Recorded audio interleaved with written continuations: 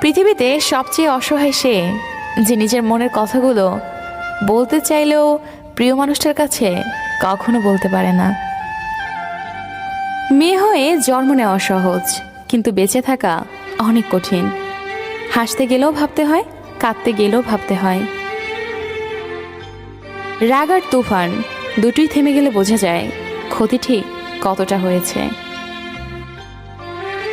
চুপ থাকার চেয়ে বড় শাস্তি বোধহয় এই দুনিয়াতে আর কিছু নেই। প্রয়োজন ফুরিয়ে গেলে মানুষের কথা বলার ধরনটাও পাল্টে যায়। তাই লজ্জার কিছু নেই।